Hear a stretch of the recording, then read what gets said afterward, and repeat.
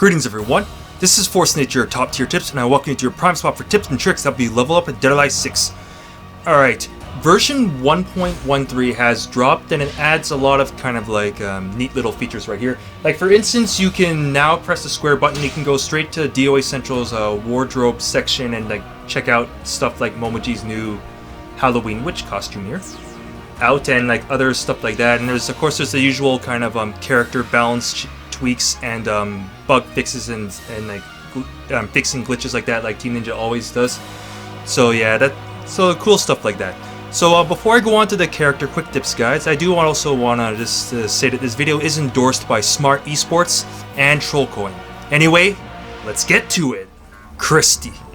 Christie's an intermediate level character that is good for people that kind of understand how Dead or Alive and Dead or Alive 6 operates, but I don't really recommend her to people that are kind of learning DOA, because although she's not really like a hard character in particular to use, it's more so with Christie that it's very easy to get hung up on the massive amount of different move strings that she has available to her, so she can kind of overwhelm newer players, but she's still around, I'd say, an intermediate level character. Christie could fight comfortably at close range or mid range, no problem, so she's kind of like, she possesses a 9-frame jab and 11-frame mid, but her 6B or her elbow, so her 6B or forward punch goes pretty far. It goes like 1.6 meters, which is really good for an 11-frame move, so as a result, you can kind of poke with this move around mid range, no problem.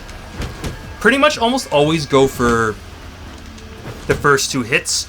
Only if the opponents can actually hold the second hit do you sometimes do one, but under most circumstances do like the first two.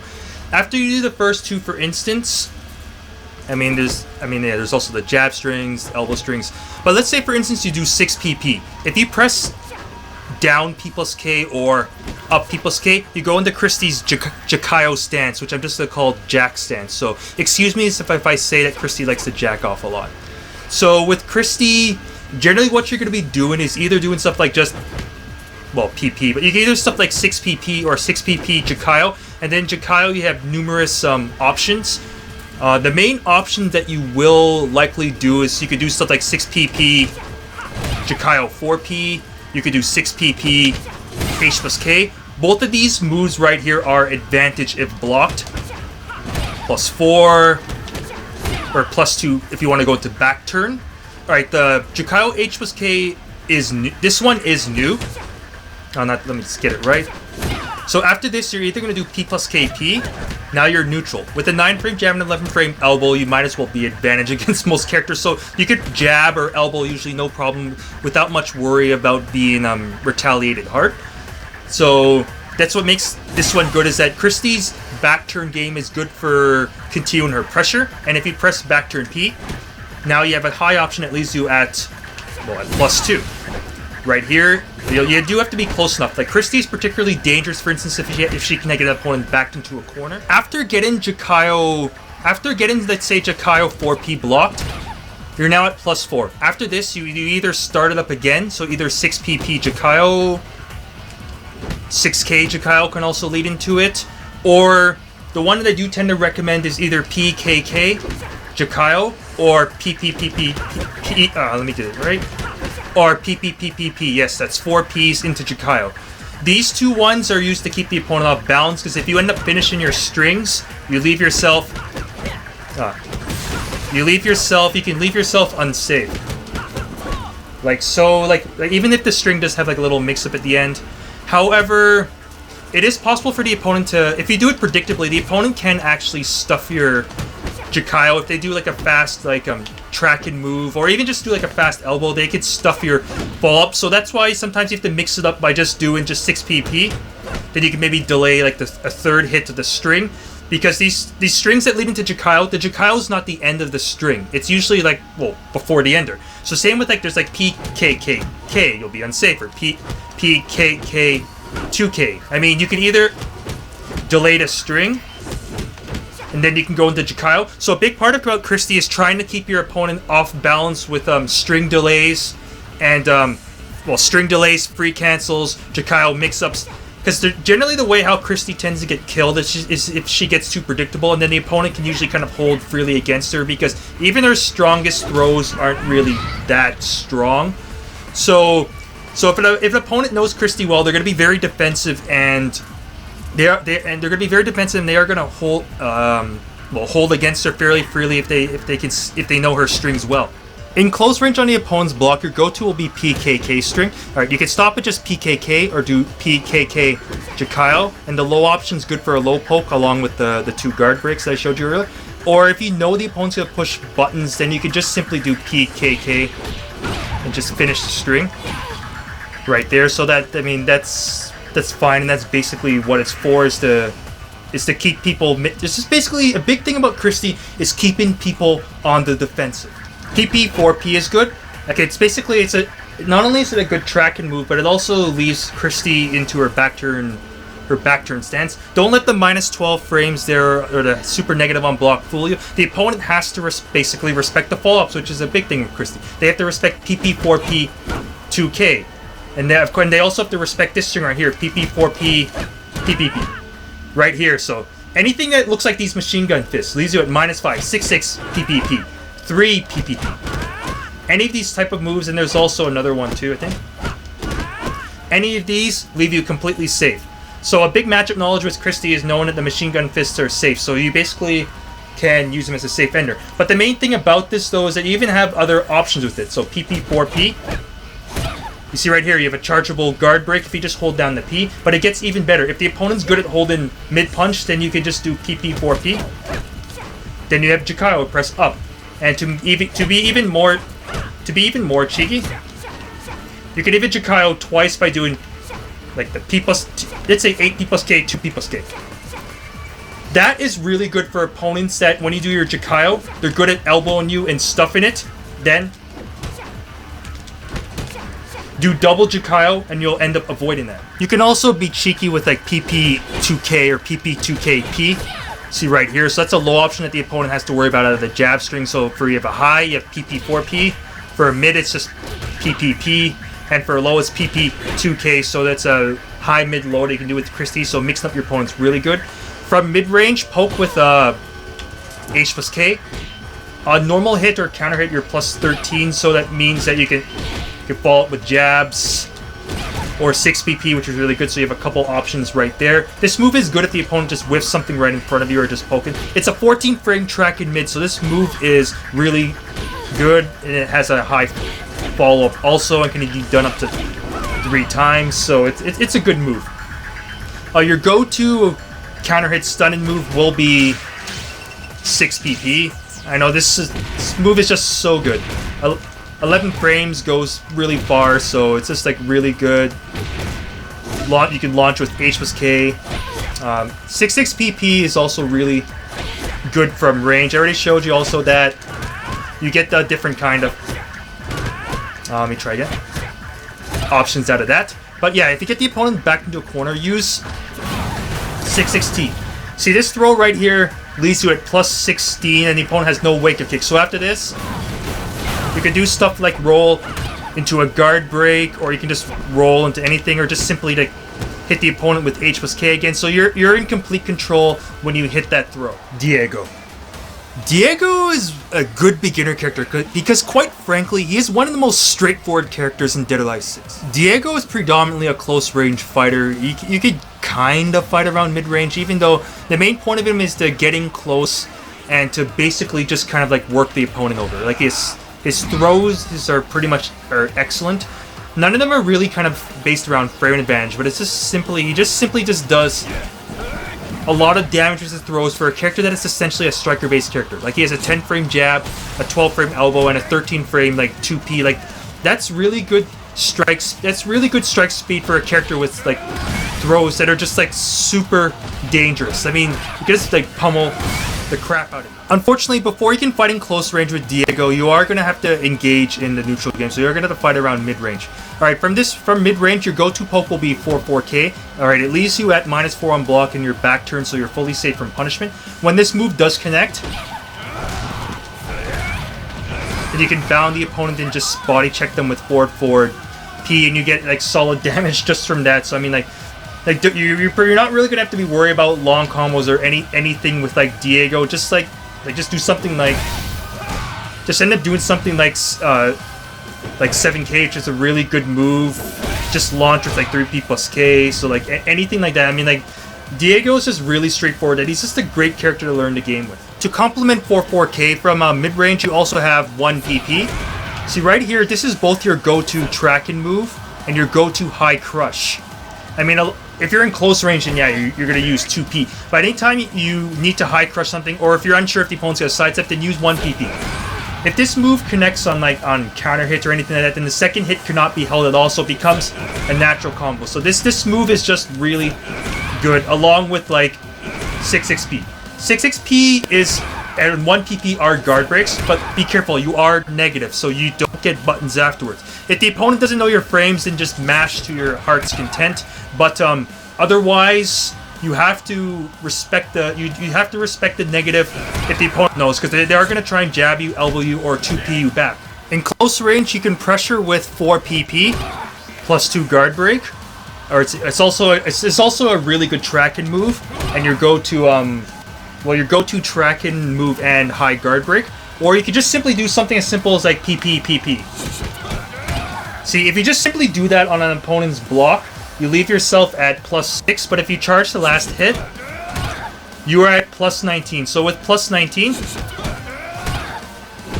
8k will be guaranteed. So this move is really dangerous.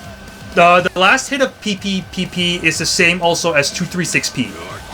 Anytime you have the opponent locked up, use this move and take your free just take your free 8k launcher for you can go for a full juggle after that. So this move is really good. So anytime the opponent's locked up, or you could do it on the, let's say you knock the opponent down on their wake up, then you could try and sneak this move in, because I mean this guard break is really ridiculous. Your go-to low track-in move, or just basically frame advantage low, is 2h plus k, so it's good track-in move, where 1p of course doesn't give you frame advantage and the second hit knocks the opponent away, but 2h plus k is a great go-to low, so I mean just harass the opponent with this. If you want other track-in moves, I mean, like, I already showed you 4pp is great. 6pp is also a really good track-in move off of your 12 frame 6p elbow. So this move is good. The last hit is a track-in safe follow-up, although it's a high.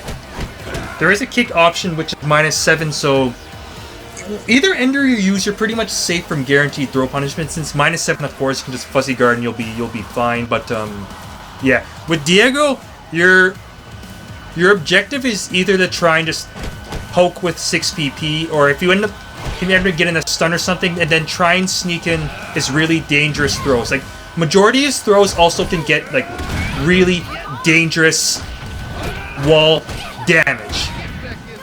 Helena. Helena is a very advanced stance-based character that I highly don't recommend if you're in the process of learning DOA, because her neutral game is just really weird. Helena is predominantly a close-range mix-up character, so generally you want to stay close to your opponent most of the time. She does not like fighting at mid-range or range or anything like that, so try to avoid fighting at range with her. She likes to fight around close, or to tip around close to mid-range. Alright, when you are in close, alright, just to like put things in perspective, she has an 11 frame jab, which is kind of slow, but she does have a 12 frame elbow and a 12 frame 2p, which is really good. This is complemented by a really good 12 frame high kick, so anytime you want to try and get a stun going on normal hit, then you use KKK. That's perfectly fine. It's a really good move. I mean, it's highly delayable. It is unsafe if you stop it at like any point, but well, it's highly delayable. To top it off, this move can also be used off of her 11 frame jab, so PKK. So that's also really good. And you can also have another move that starts with a mid kick, 3KKK, which looks almost exactly the same thing. It's unsafe on block, like wherever you really stop it, but it's highly delayable, and it alternates between mid-high, so you can't really just try and crouch it or anything, or the mid will end up smacking you. So that's a really good move for... It's a really good move for trying to get your offense started. Then you could like try and like launch the opponent right after it. Go for a small juggle, something like that. With Helena, you have to try and complement some of her kind of slower speeds in some areas, such as her 11 frame jab, by using her very good high crush counter hit stun starters. For instance, your go-to for this for like anything will be 4p. Right here, this is your go-to mid tracking high crushing move. and it's only 15 frame track in mid, which is really good that high crushes. It gives you a plus 15 stun. It has delayable follow-ups, PPK, 4 PPP, or you can even do it up to 4 times. And you see it's like fully delayable on anything, and you can end it in a Bokuho stance. So 4P is really good. You can either just do 4P, 4PP, or just for a launcher. What you can do is if you just stop at 4P, you can either just launch with a... You can launch with back turn 4K. You can try and continue the stun with back turn 4P. So you can get a little creative with moves that can lead into Helena's back turn. To complement 4P, you'll also have 1P. Alright, this move, it leaves you at advantage on counter hit, but, I mean, yeah, it doesn't stun right away, but what you're... Alright, let me just set this up. What you're trying to do is just try and keep the opponent off balance. So there's 1 PP, and if you go all the way to 1 PP K, then you'll leave yourself at plus 16 in Bokuho stance. But yeah, if you do it every time, the opponent will eventually block you or low hold you or punish you or anything. So that's why delays are really good. Out of Bokuho, you have some good stuff like just 6 PP. You can even just do 1 6P. Then just do 2P plus K. And you can keep going into it. But 2PP, you see right here, gives you a lift stun. That is good. 6K is good to counter launchers. There's 2Ks out of that. Other stuff we have there. PP, 2K. There's 3P plus K. P plus K. Hell, you even have a new sidestep. What is it? You even have a new sidestep move out of this. So 2P plus K right here. If you need a low, hold down 2K, and you can just keep doing it because it puts you back in the Bokuho. If you tap it, then you exit out of the Bokuho. But just this is like a little blender right here. This is like really good. Anytime you use any of Helena's flappy hand moves like this, like 214P, 4PP, Helena will end up in Bokuho stance and you'll leave yourself at -4. Generally, -4 is safe from punishment, but because Helena cannot block in Bokuho stance, that means the opponent can attack first. However, Bokuho stance is a high crushing stance, so you will not get hit by highs unless you like push a button afterwards. And then, so that means that the opponent's gonna try and hit you with a mid or a low. However, if the opponent tries to hit you with a mid, a non-ground hit mid, you have a response for that. It's Bokuho 2-2. With Bokuho 2-2, then you'll go under all mids. It's a very salt-inducing move, and it's also a new stance for Helena. So if you do something like 2P plus K, so in Bokuho stance, if you do 2-2P, you get Helena's old 3-3. This is like Helena's old 3-3P move. It leaves you with a plus 31 lift stun. It is really good. Her new 3-3P is okay. It gives you plus 17, so you can even follow up with like a 6P or something like that.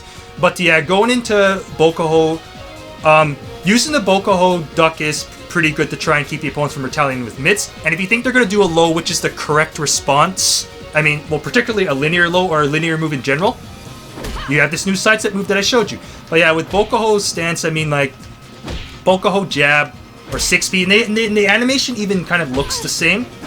Like, either of these are good options, or of course, the Bokuho 2K2 is also really good. But out of this stance, once you have the opponent on the defensive and respecting it, like for instance, if you want to enter into this stance at advantage, then use this move right here. This is Bokuho, just a half circle forward P plus K, and you leave yourself at +1. So once you have the opponent respecting that, then sneak in this throw. And you can set up a lot of juicy damage. Jann Lee. Jann Lee is a great beginner character if you are learning Dead or Alive 6, and is also a really great character if you're into more of like a footsie or keep out base playstyle. You see, Jann Lee really likes blasting opponents across the stage. Alright, I'll say right now, Jann Lee just likes to fight around mid-range, long-range, anywhere around there is like okay. Even close range is fine because he has an 11-frame elbow, 10-frame jab, 13-frame 2P, so he's not really a slow character, but he likes mid-range. Alright, from mid-range, your go-to move is going to be 6-6K, forward kick. This was a 17-frame mid-kick that's fully safe on block. You see, just -3, so you cannot be punished at all or anything, so it's like great. It's a really good move, and of course, it blasts the opponent away, and like I said before, Jann Lee loves blasting the opponent away. You can also access the move from forward punch kick, so 6BK, you can end up doing it, or P2PK also, like same move. And if you do it off 6P, you can mix up with 6P 2K and P2P 2K, so you can mix it up there with the safe mid or the unsafe track in low. But yeah, this is also his frame advantage low, but he also does have stuff right there, 2 HK, 1K, but generally lows are not really Jann Lee's forte, but he does have those two ones to be able to use. And once you have the opponent's respected 6K, then just smack him with this move. This is Jann Lee's unblockable kick. This is quarter circle forward K. If anytime you think the opponent's gonna stand there blocking, then smack him with this move. So once you're respecting this move, then you can hit them with this move a bit more easily. I will let you know though, if the opponent's expecting to move at all, and around mid to long range they will probably be expecting it, they will crouch you and punish you for it. So yeah, anytime you think they're blocking, you can use it as like a meaty 2-1 wake up. So this move's main purpose is just to exist and to force the opponent to not always stand in block, but of course you can condition them to stand block. In close range with Jann Lee, his jab strings are his jabs or anything pertaining to his jabs are good. For instance, you can poke with like PP 4P right here, so high mid. You can use PP 6P, so the third hits a track and high. If you press back, PP 6P, then PP 6. Let me get this right. PP 6P4. Then you go into Dragon Stance, and out of Dragon Stance, you can do the kick option. You can do the punch option. And there's a new 2KK option out of there. So there's like a bunch of like stuff that you can. There's a bunch of stuff that you can do out of Dragon Stance. It even has this new ridiculous People's K option, though that one's mainly for just like at the end of juggles. So like the kick option, the punch option are generally good from out there. Off of jabs, other than like a PP4P, PP6P4, you can also do like this move right here is just P6P. See right here, it's plus, at least you had +9. It's a good track move. This is basically also can be your go-to track and move also. This move is really good and complements the other moves that I showed you. And even with PP4P, you also have an ender right there, an ender right there in PP4PP. So I mean, all of these options are like really good. You could also try and open up the opponent with like PP2K, so you have low option, mid option. So I mean, I think there's a couple mid options, but generally, yeah, Jann Lee's jab strings are really good. And if you want a high mid, then I already showed you the P2P, and you have a safe ender too. Jann Lee's 6P or elbow is just really good in general. I mean, I already showed you have like 6PK, which is, even though that's mainly just a safe ender if you want to knock the opponent away, but in close you want to try and get a stun. So okay, if you get 6PP on normal hit, the second hit leaves you at +2. But yeah, that's just +2 is good in itself. But generally, when you're using 6P, you want to get this stun. So if you just do a 6P, you get +20. So if you do 6PP, then you're at +31. You can easily like try and like just launch. You can easily like try and just launch the opponents like after that. Also, so stuff like 7K or 33P or like any of his kind of like launchers, you kind of get the idea. But 6PP will be your go-to stun and move. Either a single one or two of them are good. But generally, I mean, when you have an 11-frame elbow, this is what you're trying to get, that +20 stun. From mid-range with Jann Lee, apart from just using 6K, alright, 6K essentially is a get-in move. So this is if you want to get in the opponent, or, well, it can also be keep out when it hits the opponent. So, but if you want to just simply poke as opposed to just chucking out like a big move like that, then you have stuff like 3K. Well, you can either just do 3K, 4K, which also is delayable. You could try and like fish for a little +12 stun. So this move is pretty good. It also does have a punch ender. So 3P, 4P, my mistake. 3K, 4K, then the P option right there. Blast the opponent away. It's highly delayable, so the opponent always has to respect it, even though, well, there's a high punch, but it can definitely, the delay can throw off the opponent occasionally. You, along with 3K, you also have Jann Lee's 12-frame high kick. So 3K is 14 frames and normal 5K is 12 frames. So same thing, K, 4K. So you can use this as a really good poke. It's just really nice, whether it be for just to poke the opponent or even just for like kind of keep out. And of course, it has the same punch ender at the end. To complement Jann Lee's jab strings in general, you have the 7P. So this is essentially the same jab string as like doing this a P, but 7P, as you see right here, it can stun on normal hit.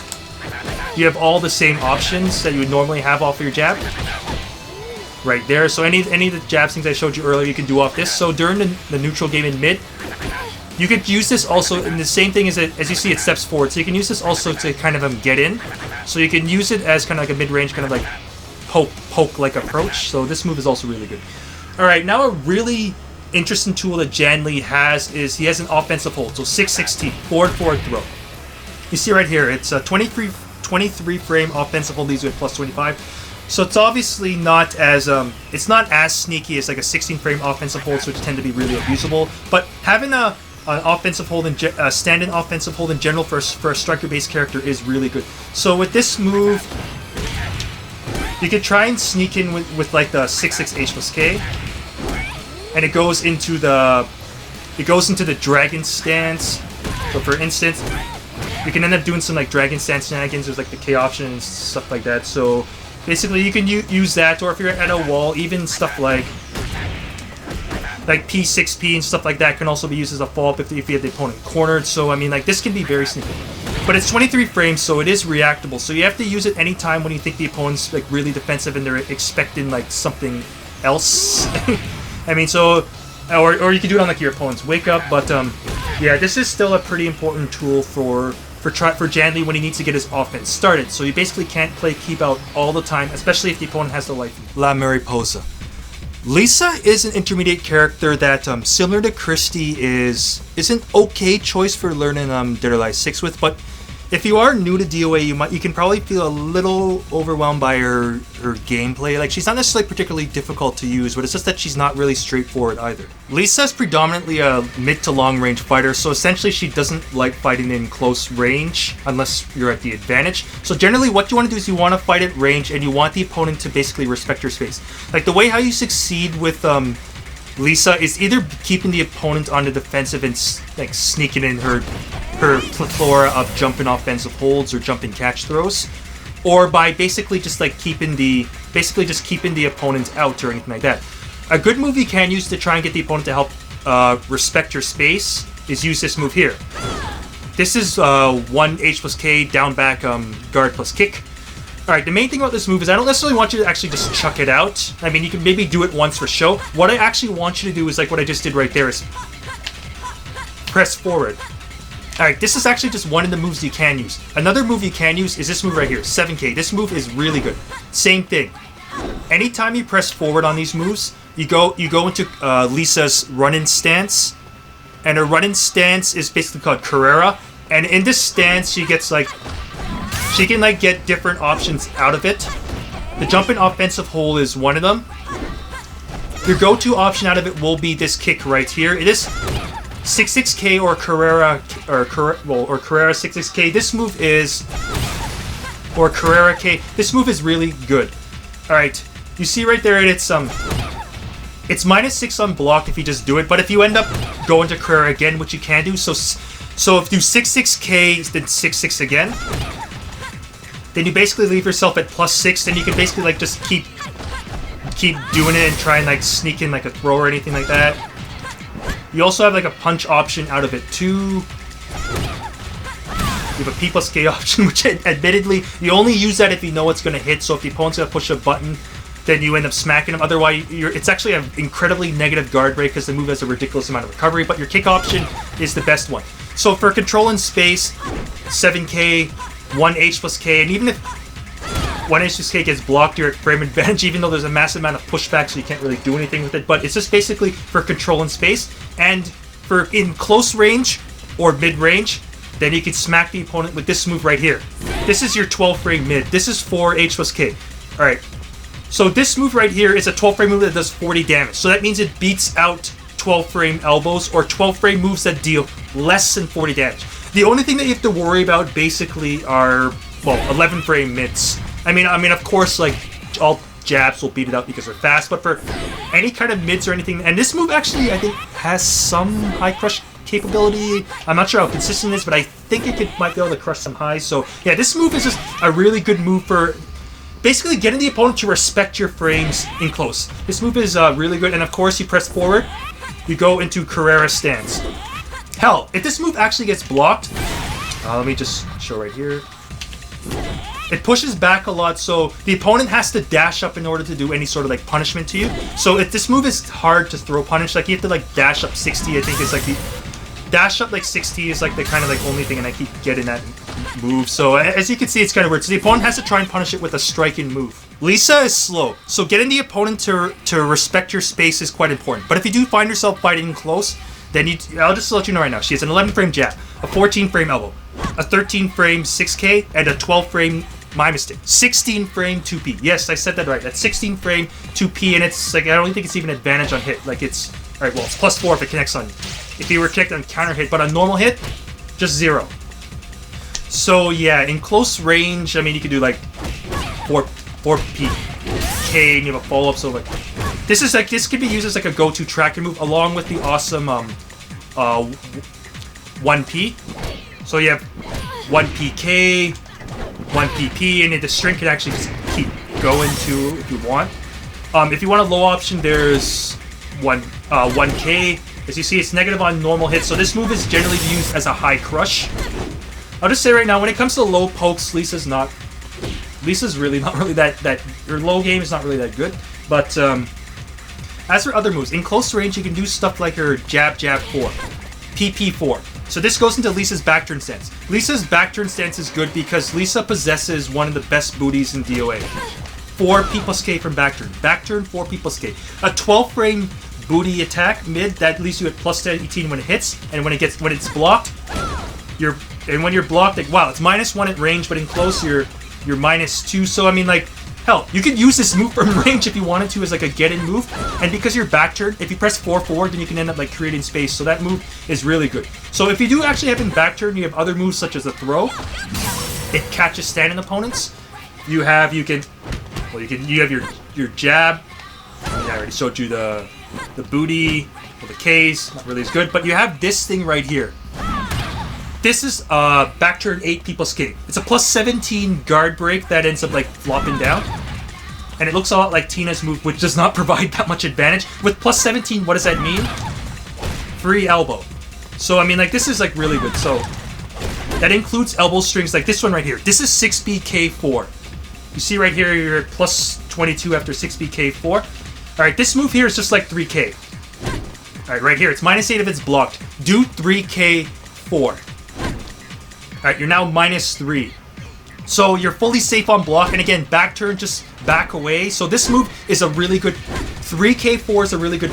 Oh, not that move. 3K is a really good poke in general. And if the move ends up hidden, for instance, you could try and sneak in the booty. So I mean, like anytime you have... So you have +7, so easy booty right there. You also have a jump-in offensive hold to complement everything. I mean, if you want a bit more damage than going for the guard break. If the guard break, if the opponent holds it, they'll just do that special sidestep.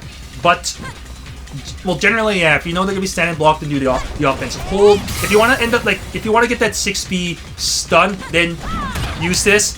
Then, alright, I was too slow there. Do this, and just right away, go for the elbow. Anytime you need to create space with Lisa, just do 7P. Same thing, press 7P forward or 7P6, and you can go into Carrera stance. And Lisa also has a good launcher from back turn.